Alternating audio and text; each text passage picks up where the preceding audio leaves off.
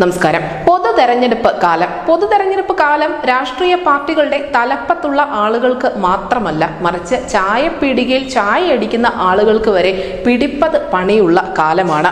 പൊതുതെരഞ്ഞെടുപ്പ് എന്ന ജനാധിപത്യ ഉത്സവം നമ്മുടെ നാട്ടിലെ മിനിയേച്ചർ പൂരങ്ങൾ പോലെ തന്നെയാണ്. അവിടെ പോസ്റ്റർ ഒട്ടിക്കുന്നവർക്ക് മുതൽ വലിയ ചാനലുകൾക്ക് വരെ ചാകരകാലവുമാണ്. ഇതിൽ ഏറ്റവും പ്രധാനപ്പെട്ടത് PR ഏജൻസികളും രാഷ്ട്രീയ പാർട്ടികൾക്ക് വേണ്ടി പ്രവർത്തിക്കുന്ന സ്വകാര്യ ഏജൻസികളും ഒക്കെ തന്നെയാണ്. ഈ മേഖലയിലാണ് രാഷ്ട്രീയ പാർട്ടികൾ ഏറ്റവും അധികം പണം ചിലവാക്കുന്നത്. ഇപ്പോഴിതാ ലോക്സഭാ തെരഞ്ഞെടുപ്പിൽ രാഷ്ട്രീയ പാർട്ടികളുടെ പരസ്യങ്ങളിൽ 60% വരെ വളർച്ച ഉണ്ടായേക്കാം എന്ന ഫിനാൻഷ്യൽ എക്സ്പ്രസിന്റെ റിപ്പോർട്ട് വ്യാപകമായി ചർച്ച ചെയ്യപ്പെടുകയാണ്. 2019 നിന്നും 20 മുതൽ 60% വരെ വളർച്ചയാണ് 2014 പ്രതീക്ഷിക്കുന്നത്. പത്രങ്ങളും ടെലിവിഷൻ ചാനലുകളും ഒക്കെ വിട്ട് ഓൺലൈൻ പരസ്യങ്ങളിലേക്ക് രാഷ്ട്രീയ പാർട്ടികൾ കൂടുതൽ ശ്രദ്ധ കേന്ദ്രീകരിക്കുന്ന ആദ്യത്തെ തെരഞ്ഞെടുപ്പ് കൂടിയായിരിക്കും ഇത്. കാലം മാറിയതിനനുസരിച്ച് തെരഞ്ഞെടുപ്പിന്റെ പരസ്യ രീതികളും മാറിക്കൊണ്ടിരിക്കുകയാണ് എന്ന് നമുക്കെല്ലാം അറിയാം. ഇത്തവണ ആകെ 3000 മുതൽ 4000 കോടി രൂപ വരെ രാഷ്ട്രീയ പാർട്ടികൾ പരസ്യങ്ങൾക്ക് വേണ്ടി മാത്രമായി ചിലവഴിക്കും എന്നാണ് കരുതുന്നത്. നമുക്കറിയാം, 2019 പൊതു തെരഞ്ഞെടുപ്പിൽ ഇത് 2500 കോടി രൂപ മാത്രമായിരുന്നു.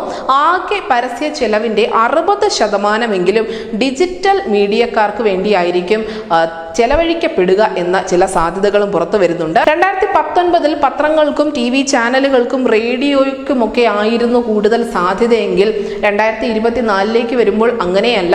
കാരണം ഡിജിറ്റൽ പ്ലാറ്റ്ഫോമുകൾക്ക് തന്നെയാണ് ഏറ്റവും കൂടുതൽ കാഴ്ചക്കാരുള്ളത്, ഏറ്റവും കൂടുതൽ സ്വാധീനം ആളുകളിൽ ചെലുത്താൻ സാധിക്കുന്നത്.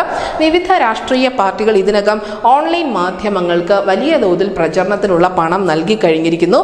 കഴിഞ്ഞ ഒരു മാസത്തിനിടെ BJP 1.3 കോടി രൂപയോളം മെറ്റയിൽ മാത്രം പരസ്യം ചെയ്യാനായി മുടക്കിയിട്ടുണ്ട് എന്നാണ് ഈ റിപ്പോർട്ട് അല്ലെങ്കിൽ മെറ്റയുടെ ലൈബ്രറിയിൽ നിന്നുള്ള വിവരങ്ങൾ നൽകുന്ന സൂചന. 2586 പരസ്യങ്ങൾ BJP മെറ്റയിൽ ചെയ്തിട്ടുമുണ്ട്. അതേസമയം ഇന്ത്യൻ നാഷണൽ കോൺഗ്രസ് ആവട്ടെ 20 പരസ്യങ്ങൾക്കായി 5 കോടി രൂപയാണ് ചിലവഴിച്ചിരിക്കുന്നത്. രാഹുൽ ഗാന്ധി മാത്രം 100 പരസ്യങ്ങൾക്കായി 32 ലക്ഷം രൂപ മുടക്കിയിട്ടുണ്ട്. തൃണമൂൽ കോൺഗ്രസ് ആവട്ടെ 36 ലക്ഷത്തോളം രൂപയും TDP 5 ലക്ഷത്തോളം രൂപയും ഓൺലൈൻ പരസ്യങ്ങൾക്കായി ഈ ചെറിയ കാലയളവിനുള്ളിൽ ചിലവഴിച്ചു കഴിഞ്ഞു. ഡിജിറ്റൽ പരസ്യങ്ങളിൽ 25% വിവിധ പാർട്ടികൾ ഇൻഫ്ലുവൻസേഴ്സ് മാർക്കറ്റിംഗിനാണ് ചിലവഴിക്കാൻ സാധ്യതയുള്ളത്. 19നും 29നും ഇടയിൽ പ്രായമുള്ള യുവ വോട്ടർമാരെ അല്ലെങ്കിൽ പുതുതായി വരുന്ന കന്നി വോട്ടർമാരെയൊക്കെ ലക്ഷ്യമിട്ടുകൊണ്ടാണ് ഇത്തരത്തിലുള്ള പ്ലാറ്റ്ഫോമുകളിൽ രാഷ്ട്രീയ പാർട്ടികൾ സജീവമാകാൻ ശ്രമിക്കുന്നത്. പല പ്രമുഖ നേതാക്കളുടെയും അഭിമുഖങ്ങൾ അത് ചാനലുകളിലേക്ക് പ്രത്യക്ഷപ്പെടുന്നതിന് മുൻപ് തന്നെ യൂട്യൂബിലും ഇൻസ്റ്റഗ്രാമിലുമുള്ള ഇൻഫ്ലുവൻസേഴ്സിന്റെ പേജുകളിൽ പ്രത്യക്ഷപ്പെട്ട് കഴിഞ്ഞിരിക്കുന്നു. ഫേസ്ബുക്കിന് പുറമെ ഇൻസ്റ്റഗ്രാമും യൂട്യൂബും അതിനോടൊപ്പം ട്വിറ്ററും വാട്സാപ്പും ഒക്കെ 2024 ലോക്സഭാ തെരഞ്ഞെടുപ്പിൽ രാഷ്ട്രീയ പരസ്യങ്ങൾക്കുള്ള പ്ലാറ്റ്ഫോമുകളായി ഉപയോഗിക്കപ്പെടുക തന്നെ ചെയ്യും. അങ്ങനെ വലിയൊരു മാറ്റമാണ് നമ്മുടെ രാജ്യത്ത് നടന്നുകൊണ്ടിരിക്കുന്നത്. പണ്ടൊക്കെ പത്രം നോക്കി മാത്രമായിരുന്നു സ്ഥാനാർത്ഥികളെ കുറിച്ച് അറിഞ്ഞിരുന്നത് എങ്കിൽ പിന്നീട് 24/7 എന്ന ഒരു ആശയത്തോടു കൂടി വിവിധ ചാനലുകൾ അല്ലെങ്കിൽ മാധ്യമങ്ങൾ വന്നപ്പോൾ അതിന് പിന്നാലെയായിരുന്നു ജനം. എന്നാൽ ഇപ്പോൾ അങ്ങനെയല്ല, എല്ലാവർക്കും ഇന്റർനെറ്റിനുള്ള ആക്സസ് ഉണ്ട്. അതുകൊണ്ട് തന്നെ ഓരോരുത്തർക്കും അവരുടെ വ്യക്തിഗതമായ സൗകര്യം അനുസരിച്ചുകൊണ്ട് അവർ തിരഞ്ഞെടുക്കുന്നത് മാത്രമായിരിക്കും അവരുടെ മുന്നിലേക്ക് എത്തിക്കൊണ്ടിരിക്കുന്നത്.